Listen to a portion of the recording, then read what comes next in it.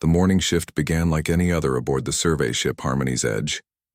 Engineer Kalo checked the fusion readings while Navigator Yith plotted their course through empty space. Communications Officer Zen monitored the usual silence that filled the void between stars. For 2,000 years, the Galactic Confederation had known exactly what to expect from the universe. 17 species had joined together in perfect harmony. Each race brought their own gifts to the Alliance. The water-dwelling Delari built magnificent cities that floated in 3 dimensions. Their minds worked differently from land dwellers, seeing solutions that others missed. The crystal-bodied Corvani could process numbers faster than any computer. Their living mineral brains solved problems in seconds that would take others years. The cloud-like ethereals danced through space itself, turning raw energy into power for entire worlds. War was something from the ancient past. The old stories told of conflicts between worlds, but those days ended long ago. Now, when 2 groups wanted the same asteroid field, they simply calculated the most efficient way to share it. When populations grew too large, mathematical models determined the perfect new colonies. Everything had an answer, and every answer came through cooperation. Captain Nix walked through her ship's corridors, checking on her mixed crew. A Delari floated in his water-filled chamber, designing improvements to their scanning equipment. 2 Corvani sat motionless, their crystal bodies flickering with calculations. An ethereal drifted past, its gas form barely visible except for the soft glow it gave off. They all worked together perfectly, just as their species had for centuries. The Confederation controlled 43 star systems, each one carefully managed and peaceful. Trade flowed smoothly between worlds. Scientists shared their discoveries freely. Art and music traveled from species to species, creating new forms of beauty. It was a golden age that seemed like it would last forever. Nix had been exploring space for 30 years. She had visited dead worlds and empty systems, always finding the same thing: nothing. The universe seemed vast and lonely, filled with planets that had never known life. Sometimes they found traces of ancient civilizations, but nothing recent. The Confederation appeared to be alone among the stars, the only intelligent life in a cold universe. Their current mission was routine.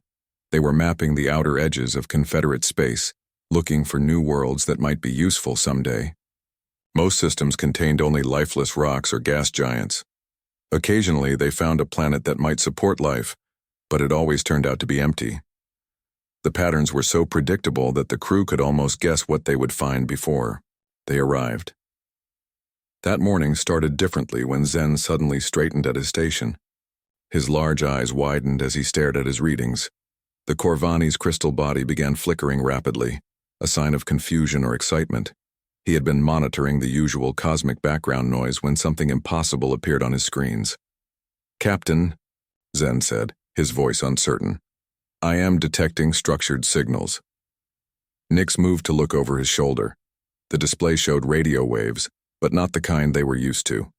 Confederate communications were clean and efficient, using carefully designed frequencies that never interfered with each other. These signals were chaotic, overlapping and conflicting. Dozens of different transmissions were broadcasting at the same time on similar frequencies. "Are they from one of our ships?" Nix asked. Zen's crystal body dimmed as he processed the information. "No, Captain. The source is a star system approximately 12 light-years away. The signals appear to originate from the 3rd planet, which shows signs of supporting liquid water." The bridge fell silent. Finding radio signals meant finding intelligent life, something that had never happened before. Every Confederate species had been contacted through careful exploration and peaceful first meetings. But these signals were different. They seemed random and uncontrolled. Kalo swam closer to examine the readings. His tentacles moved in patterns that showed confusion. "The signals make no sense," he said through his water-filled speaker.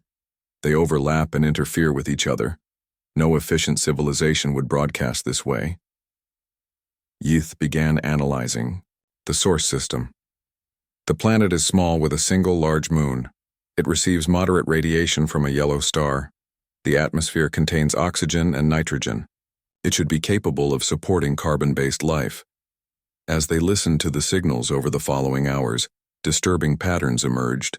The transmissions included what seemed to be music, which was normal enough, but they also contained what appeared to be news reports describing conflicts between different groups. Most troubling were programs that seemed designed purely for entertainment, many of which showed violence and competition. One transmission particularly disturbed the crew. It appeared to be a fictional story about groups of beings fighting each other with weapons. The concept was so alien that they had trouble understanding what they were seeing. Confederate species had eliminated violence from their cultures centuries ago. Even their entertainment focused on cooperation and mutual benefit. Could these be historical recordings? Nix wondered aloud. Perhaps this civilization eliminated conflict long ago, and these are just old files being transmitted automatically.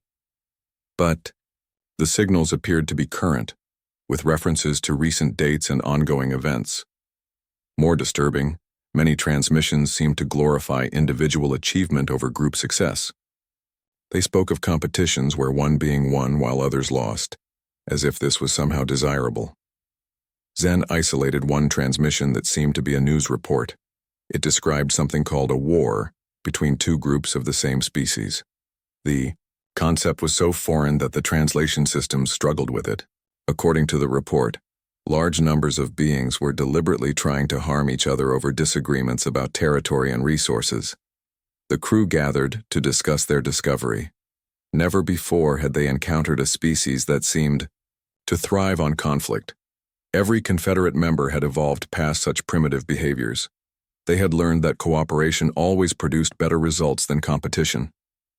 Perhaps they are not truly intelligent, suggested Kalo. Intelligent species naturally develop beyond territorial disputes, but the mathematics in some of their transmissions suggested otherwise.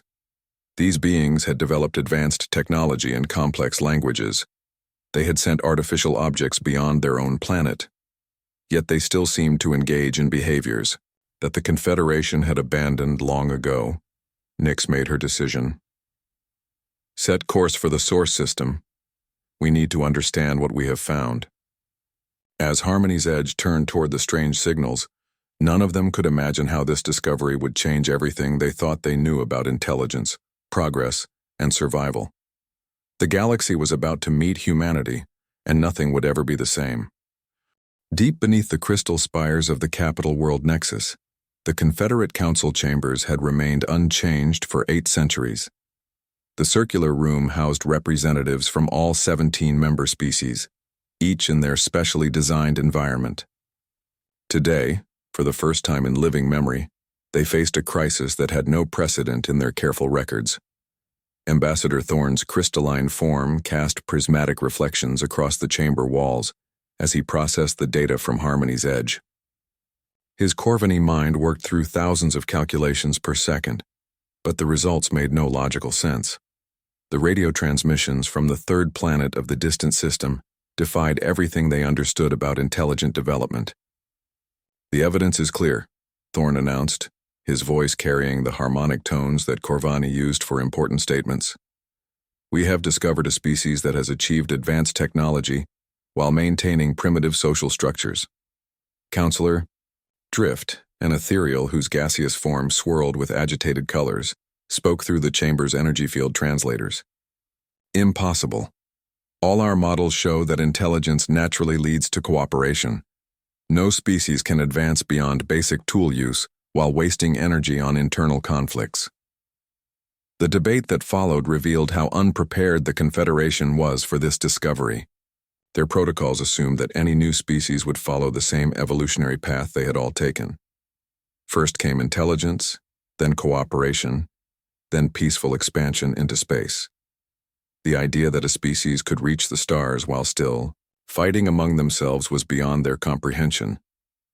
Dr. Wells floated in her specialized aquatic chamber, her Delari tentacles moving in complex patterns as she reviewed psychological profiles. As the Confederation's expert on species development, she had studied the histories of all member races. Every single one had evolved past territorial competition before developing space travel. These humans present a unique case, she said. her words bubbling through the water-to-air translator. Their broadcast suggests they organize into competing groups called nations. These groups regularly engage in armed conflicts over resources and territory, yet somehow they have developed nuclear energy, computer networks, and spaceflight. The chamber filled with concerned murmurs from the various species. The Corvani representatives flickered with rapid calculations, trying to model how such a civilization could function. The ethereals swirled faster, their energy patterns showing confusion and worry. Even the normally calm Delari began moving their tentacles in agitated waves. Counselor Vex, eldest of the Corvani, had lived through the integration of the last wild species 800 years ago. His crystal body had grown dark with age, but his mind remained sharp. Perhaps these humans are not truly advanced, he suggested. They may have discovered technology without developing wisdom. Such species typically destroy themselves within a few generations. But the evidence suggested otherwise. Human broadcasts showed a thriving civilization with billions of members spread across their entire planet. They had developed art, science, and philosophy alongside their conflicts. Most troubling of all, their technology was advancing rapidly, far faster than any Confederate species had managed in centuries. The Council spent days reviewing first contact protocols that had not been used in living memory. The standard procedure involved careful observation, followed by mathematical greetings, then gradual introduction to Confederate values. The process typically took decades, allowing new species time to adapt to the idea of galactic civilization. Ambassador, Thorne presented the official plan. We will approach their system with a single diplomatic vessel. Our initial contact will demonstrate our peaceful intentions through universal mathematical concepts. We will show them images of our various species working together in harmony. Once they understand our cooperative nature, we can begin the integration process. The plan seemed reasonable, but Dr. Wells raised concerns that chilled the chamber. What if they interpret our approach as territorial expansion? Their broadcast suggests they are deeply suspicious of outside groups. They might view our peaceful intentions as deception. More troubling questions emerged as they studied human transmissions. These beings appeared to celebrate individual achievement over group success. Their entertainment glorified competition and conflict. Some of their stories actually portrayed cooperation with outsiders as betrayal of one's own group. They may be the first truly aggressive species we have encountered, Dr. Wells warned. Every Confederate member evolved past predatory instincts. These humans seem to have retained and even enhanced theirs. We cannot predict how they will respond to contact. The debate raged for weeks. Some council members wanted to avoid contact entirely, arguing that humanity was too dangerous to approach. Others insisted that it was their duty to help any intelligent species evolve beyond conflict. A few suggested that humans might offer valuable insights into problems the Confederation had forgotten how to solve. Captain Nix was recalled to Nexus to share her observations. She had continued monitoring human transmissions during the journey home, and what she found both amazed and disturbed her. Human technology was advancing at rates that seemed impossible. They had gone from basic radio to computer networks in less than a century. Their space program had reached their moon only decades after achieving powered flight. They developed technology through competition, Nix reported to the stunned council. Different groups of humans compete to create better solutions. They actually use conflict as a tool for advancement. The concept was so alien that several council members needed time to process it. Confederate technology advanced through careful collaboration and shared research. New discoveries were immediately available to all species. The idea that competition could drive faster progress challenged fundamental assumptions about intelligence and development. Counselor Drift's gaseous form shifted to deep red, indicating severe distress. If this is true, then our models of intelligent development are incomplete. We may have evolved past something important. The final decision came when long-range sensors detected changes in the human system. Their space-based technology was expanding rapidly. More concerning, some of their transmissions suggested they were aware of the Confederation's observation. Humanity was preparing for something though whether for peaceful contact or defensive action remained unclear. "We cannot delay longer," Ambassador Thorne declared. "If we wait, they may develop capabilities that make peaceful contact impossible. We must approach them now, while we still have the advantage of superior technology." The Council voted to proceed with modified first contact protocols. The diplomatic ship Peacebringer would approach the human system with full defensive systems, active but clear, peaceful intentions. They would broadcast mathematical sequences and artistic representations of Confederate species, showing their desire for friendly relations. Captain Nix volunteered to lead the mission, believing her experience with diverse crews made her uniquely qualified for this unprecedented contact. As Peacebringer prepared for departure, the Confederation's best scientists worked on translation systems and cultural analysis programs.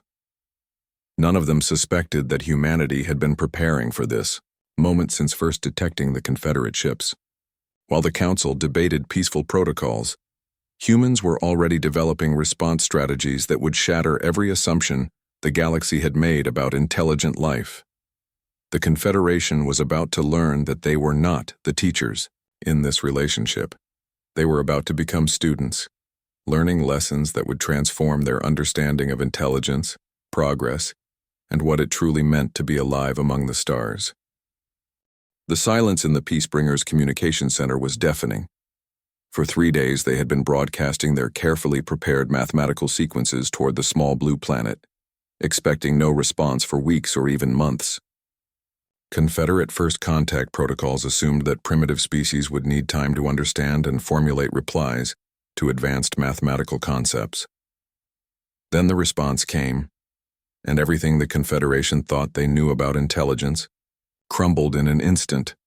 The human reply was not just an acknowledgement of their greeting, it was an improvement. The beings on the third planet had taken the Confederation's prime number sequence and extended it in ways that Confederate mathematicians had never considered. More shocking still, buried within the mathematical response were solutions to theoretical physics problems that had puzzled their greatest minds for generations. Communications Officer Zen stared at his displays in disbelief, his crystal body flickering rapidly as he processed the implications. "Captain," he said, his voice barely steady, "they solved the unified field equations. The complete solutions are embedded in their response." Captain Nix felt something she had never experienced before: intellectual vertigo. These humans had not only understood their message within hours, but had used it as an opportunity to demonstrate knowledge that surpassed Confederate science. It was as if children had responded to adult mathematics by casually revealing they had already mastered calculus. The human message continued with coordinates for a meeting point near their moon, along with a time frame that suggested they expected immediate contact.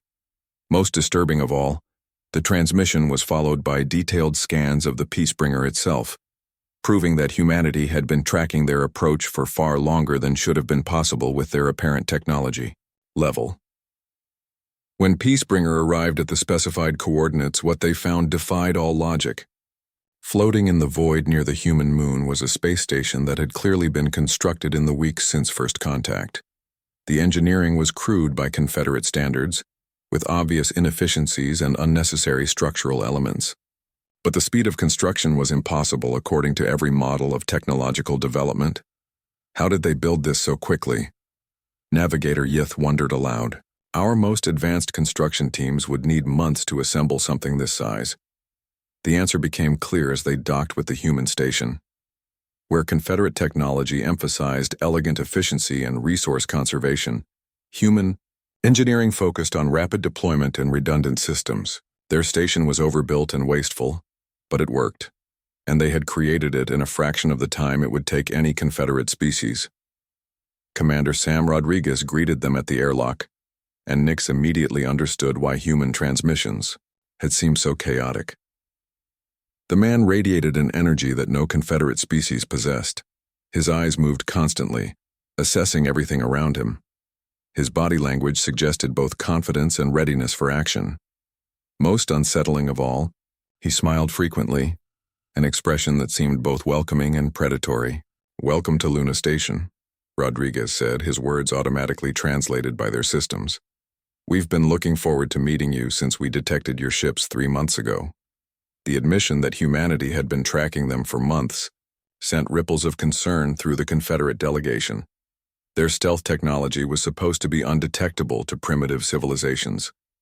Yet these humans had not only spotted them, but had used the time to prepare for contact. Rodriguez introduced his team with casual efficiency that impressed and worried Nix in equal measure. Dr. Amy Patel radiated the focused intensity that the Confederation associated with their greatest scientists, but her mind seemed to leap between concepts at speeds that made even Corvani uncomfortable.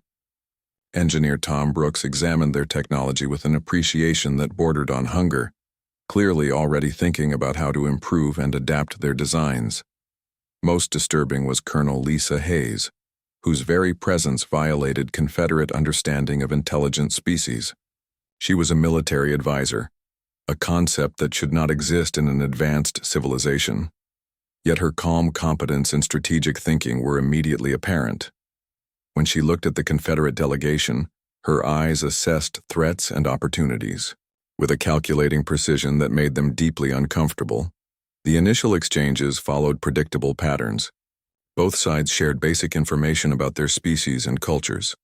The humans seemed fascinated by the concept of the Confederation, asking detailed questions about how 17 different species managed to cooperate so completely. The Confederates, in turn, tried to understand how humanity had achieved such rapid technological development.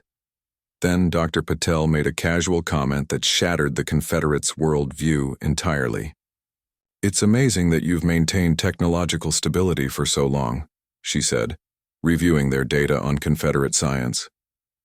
"We've gone from powered flight to space stations in less than a century.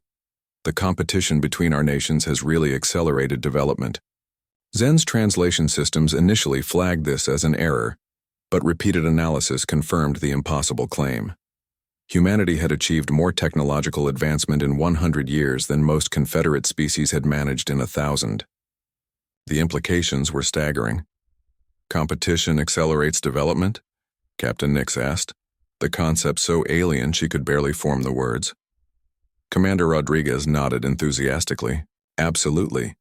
When our nations compete for technological superiority, innovation explodes. The threat of being left behind drives us to find solutions faster than we would through cooperation alone." The Confederate delegation exchanged worried glances. Their entire civilization was based on the assumption that cooperation was always superior to competition.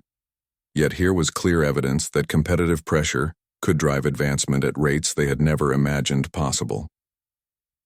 Dr. Patel continued, oblivious to the crisis she was creating in Confederate thinking. "Of course, competition can be destructive if not properly managed. We've had some terrible wars over the centuries, but conflict also taught us to think strategically, to innovate rapidly, and to never become complacent." The word wars sent chills through the Confederate team. They had assumed that humanity would eventually evolve past such primitive behaviors. Instead, these humans seemed to have weaponized conflict itself, turning it into a tool for advancement. Engineer Brooks leaned forward, his excitement obvious. "What I find interesting about your technology is how refined it is. You've clearly optimized everything for maximum efficiency, but that also means you've stopped pushing boundaries, hasn't it? When did your species last make a fundamental breakthrough?" The question hit like a physical blow. Confederate technology had indeed remained largely unchanged for centuries. They had achieved such elegant solutions that further improvement seemed unnecessary. Why waste resources on redundant research when existing systems worked perfectly? But as the humans continued sharing their recent developments, the Confederates began to understand what they had lost in their pursuit of perfection. Humanity's crude, competitive approach had led them to discoveries that the Confederation had never even considered. Their willingness to waste resources on competing solutions had paradoxically led to more efficient overall progress. Colonel Hayes asked the question that would haunt the galaxy for generations. "Your Confederation sounds wonderfully peaceful. But what happens when you encounter something that cooperation cannot solve? What do you do when faced with an enemy that doesn't want to negotiate? The silence that followed was deafening. For 2,000 years, the Confederation had never faced a truly external threat. Their greatest challenges involved optimizing resource distribution and managing peaceful expansion. They had no experience with existential dangers that required rapid, decisive action. Commander Rodriguez seemed to understand their dilemma. "Don't get me wrong," he said. "Cooperation is incredibly valuable. What you've achieved with 17 species working together is amazing, but cooperation without the ability to compete, to fight when necessary, to make hard choices quickly, that might not be enough when the universe decides to test you." As if summoned by his words, Peacebringers' long-range sensors began detecting something at the edge of the system. Unknown ships were approaching from the direction of empty space, broadcasting no identification signals and responding to no communications attempts. The Confederation was about to face its first real test in 2 millennia, and they were about to discover whether humanity's harsh lessons about competition and conflict were about to become the key to their survival. The emergency session of the Confederate Council began before dawn on Nexus, but there was no sunrise that day for the representatives who gathered in the crystal chambers. Long-range sensors across 7 star systems had confirmed the impossible. A massive fleet of unknown vessels approaching from the galactic rim, their trajectory aimed directly at the heart of Confederate space. Dr. Wells moved through the water of her chamber with unusual agitation, her tentacles creating disturbance, patterns that reflected her inner turmoil. As the Confederation's leading expert on xenobiology, she had been studying the sensor data for 12 hours straight, and every conclusion led to the same terrifying result. "They are not biological," she announced to the assembled council.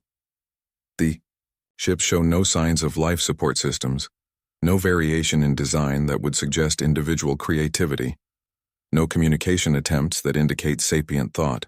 They appear to be purely mechanical constructs following predetermined programming." Ambassador Thorne's crystal form had dimmed to almost black as he processed millions of calculations, running every possible scenario through Confederate databases. The results were mathematically precise and utterly hopeless. "Fleet composition analysis complete," he reported in the harmonic tones reserved for grave announcements. "Approximately 4,000 vessels of varying sizes, all constructed from materials unknown to Confederate science. Their energy signatures suggest power generation capabilities that exceed our largest stations. Estimated time to reach Nexus, 14 standard cycles." The silence that followed was broken only by the soft whispers of ethereal counselors conferring through energy field fluctuations. Counselor Drift's gaseous form had compressed into a tight, agitated spiral, and when he spoke, his translated words carried harmonics of barely controlled fear. "We have no weapons capable of engaging such a force," Drift admitted. "Our defensive systems were designed to deflect asteroids and prevent accidents. Our ships carry mining equipment and scientific instruments. We have no military because we eliminated the need for one centuries ago." The terrible truth settled over the chamber like a shroud. The Confederation had achieved perfect peace by forgetting how to fight. They had eliminated conflict so completely that they had no memory of how to wage war, no knowledge of strategy, no concept of the terrible mathematics that governed survival against an implacable enemy. Counselor Vex, ancient even by Corvani standards, accessed historical databases that had not been opened for 800 years. The records of the last interspecies conflicts were fragmentary, more archaeological curiosity than practical knowledge. The Confederation's ancestors had been so ashamed of their violent past that they had deliberately obscured the details. "We must attempt communication," insisted Counselor Ray, whose Delary pragmatism usually provided clarity in difficult situations. "Every intelligent species can be reasoned with. There must be some way to negotiate, some resource they need that we can provide." But the approaching fleet had ignored every communication attempt, every mathematical greeting, every offer of peaceful contact. They moved with mechanical precision, their formation suggesting not exploration or diplomacy, but methodical conquest. Whatever they were, they had not come to talk. The mathematical models were clear and unforgiving. Confederate evacuation protocols could save perhaps 10% of their population if they began immediate, total mobilization. The remainder would be left defenseless against an enemy whose capabilities they could not even estimate. That was when Captain Nick, still stationed near Earth, transmitted a request that stunned the Council into temporary silence. The humans wanted to help. Impossible, Thorne calculated aloud. Humanity possesses no space-based military technology. Their most advanced vessels are primitive exploration craft. They could not meaningfully contribute to a defense against such overwhelming force. But Commander Rodriguez's proposal, transmitted through channels that somehow bypassed Confederate security systems entirely, offered something the Confederation had forgotten existed: strategic thinking born from generations of conflict and competition. "We've been analyzing the fleet composition data you shared," Rodriguez explained in his typically direct manner. "Your assessment is correct. You can't fight them conventionally. But you're thinking about this wrong. You're trying to fight a superior force using their preferred tactics. That's not how you win against impossible odds." Dr. Patel's voice joined the transmission, her excitement audible even through the translation systems. "We've identified 17 critical vulnerabilities in their formation patterns. Their mechanical precision is actually a weakness. They're following programmed behaviors that can be predicted and exploited. The concept was so alien that several council members needed extended processing time to understand it. Confederate thinking had always focused on direct solutions to problems. If faced with a superior enemy, the logical response was negotiation or retreat.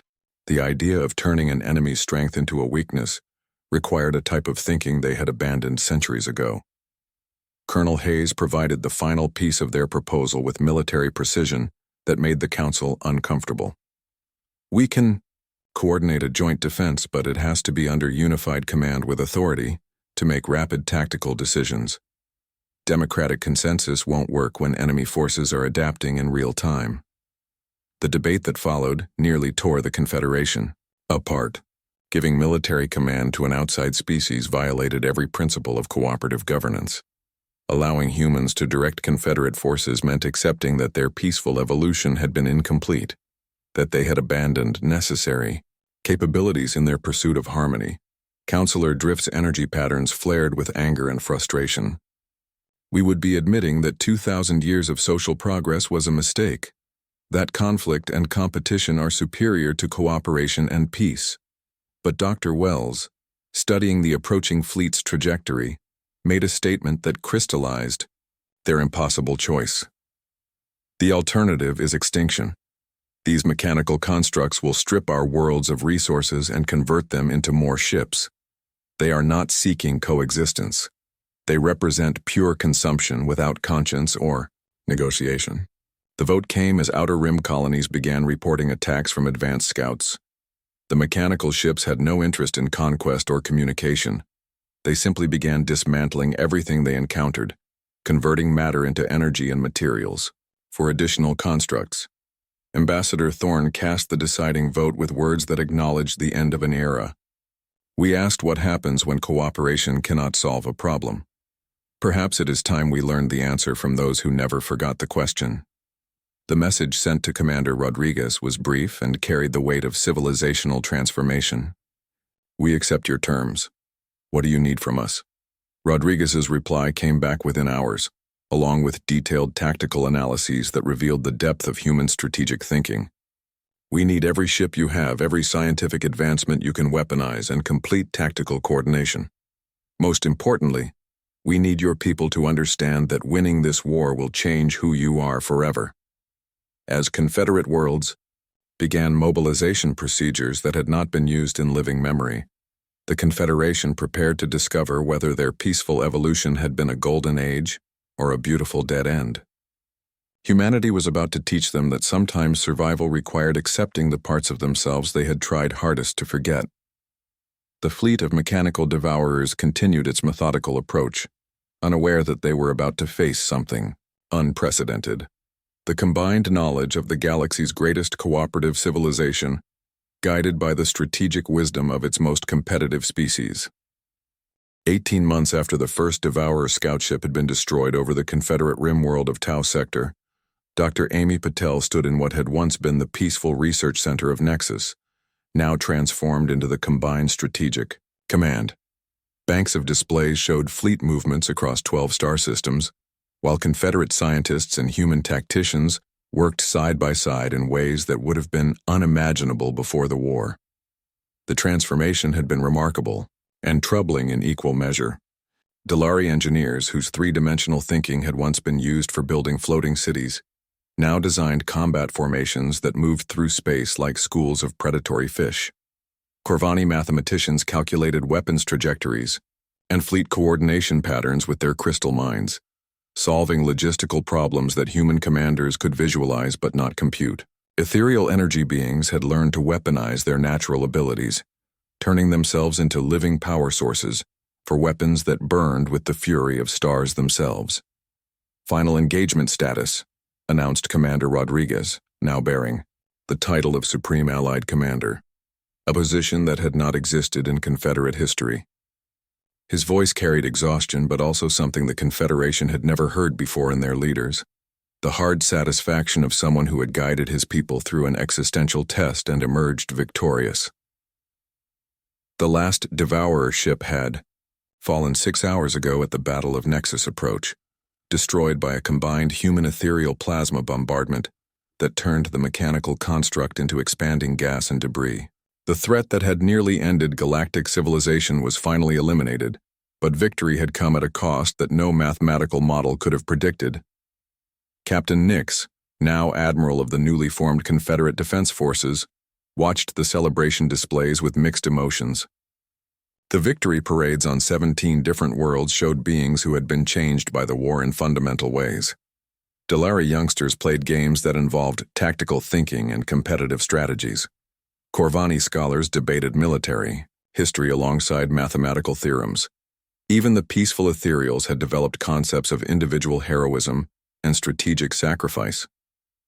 "We saved the galaxy," Nick said to Rodriguez as they reviewed casualty reports together. "But did we destroy ourselves in the process?" The question haunted everyone who had lived through the transformation. The Confederation that emerged from the war bore the same name and included the same species, but it was no longer the same civilization. Competitive research programs had replaced cooperative sharing of knowledge. Individual achievements were recognized alongside collective successes. Most significant of all, every world now maintained defensive capabilities and strategic reserves. Dr. Patel, now Director of Combined Technologies, had overseen research programs that advanced at rates the old Confederation would have considered impossible. The pressure of war had forced breakthrough after breakthrough, with human and Confederate scientists pushing each other to achievements neither could have reached alone. "The fusion drive improvements alone have advanced our technology by centuries," Patel explained to a gathering of Confederate researchers. "Competition doesn't replace cooperation, it enhances it." When the Delari engineering teams compete against the Corvani calculation groups, both sides discover solutions they would never find working in isolation. The changes went deeper than technology. Young Confederates who had grown up during the war thought differently than their elders. They asked questions about efficiency and progress that previous generations had considered settled. They looked at problems from angles that combined Confederate cooperation with human individual initiative. Commander Rodriguez, reflecting on the changes during a quiet moment between celebrations, spoke with Dr. Wells about the psychological transformation they had witnessed. "Your people weren't weak before we arrived," he said. "You had simply specialized in a direction that worked perfectly until you met something it couldn't handle. The question now is whether you can keep the benefits of both approaches without losing yourselves entirely."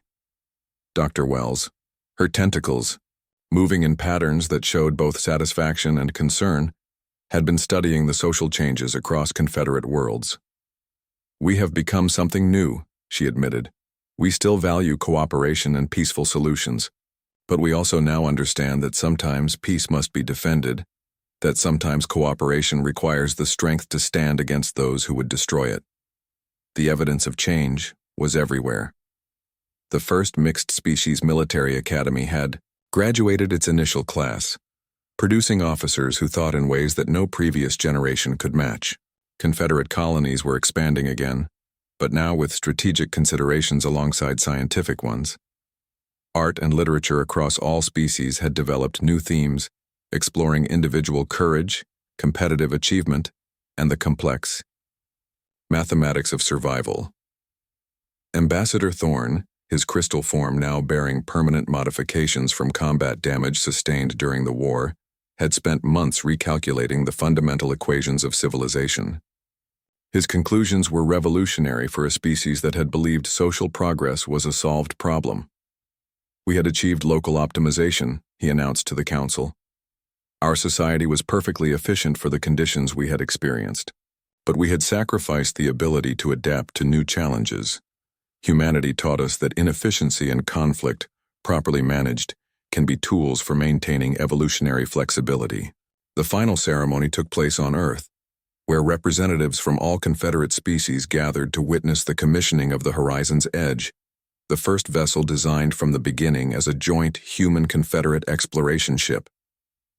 The name was chosen specifically to represent their new mission, to seek out other civilizations, not to integrate them into an existing order, but to discover what new combinations of capabilities might be possible. Captain Rodriguez stood beside Captain Nix as the new ship prepared for its maiden voyage to the Galactic Rim. Their mission would take them beyond the known spiral arms, searching for other species and civilizations that might offer new perspectives on the ancient questions of intelligence, cooperation, and survival. The galaxy thought they were alone until they met humanity, Nix reflected as the ship's engines powered up for the first time. But we weren't alone. We were just incomplete. The Horizon's Edge departed from Earth's orbital shipyards carrying a crew that represented something unprecedented, beings who had learned to balance cooperation with competition, peace with the strength to defend it, efficiency with the flexibility to adapt and grow. As the ship engaged its hybrid human confederate, faster-than-light drive, accelerating toward unknown regions of space, the galaxy behind them continued to evolve. The Confederation had not been destroyed by contact with humanity. It had been completed by discovering the parts of itself it had forgotten were necessary. The universe was vast and full of unknowns, but for the first time in 2 millennia, the galaxy was ready to face whatever challenges lay ahead. In the months that followed the Horizon's Edge departure, the transformation of galactic civilization continued to unfold in ways both subtle and profound. Human colonies began appearing throughout Confederate space, not as conquering forces but as partners in a grand experiment of cultural exchange. Confederate citizens, in turn, established research stations in human space, their methodical approach to science balancing human innovation with systematic thoroughness. The greatest change was perhaps the most difficult to measure. The galaxy had remembered how to grow. For centuries, Confederate civilization had achieved such perfect efficiency that change seemed unnecessary. Now driven by the healthy tension between human individualism and Confederate cooperation, progress resumed at rates that amazed historians of both species. Young beings across 17 different worlds grew up learning that peace was not the absence of conflict, but the wisdom to channel conflict constructively. They studied ancient human military strategies alongside Confederate diplomatic techniques. They learned that competition could coexist with cooperation, that individual achievement could serve collective benefit, and that the universe was far more complex and dangerous than their ancestors had ever imagined. Dr. Patel's research programs had revolutionized not just technology, but the very process of discovery itself. Confederate scientists, working in friendly competition with human researchers, made breakthrough after breakthrough. The gentle pressure of proving their theories against colleagues who approached problems from completely different angles accelerated innovation beyond what either species had achieved alone. As reports began arriving from the Horizon's Edge about strange new signals detected in the outer spiral arms, the galaxy prepared for whatever discoveries lay ahead. They had learned the most important lesson that humanity could teach, that growth and survival required embracing both the light and shadow of intelligence, both the cooperation that builds civilizations and the competitive drive that keeps them alive. The galaxy thought they were alone until they met humanity. In the end, humanity's greatest gift was not their technology or their military knowledge, but their refusal to accept that the way things were was the only way things could be. The universe awaited, vast and challenging and full of possibilities that neither species could face alone, but together might overcome.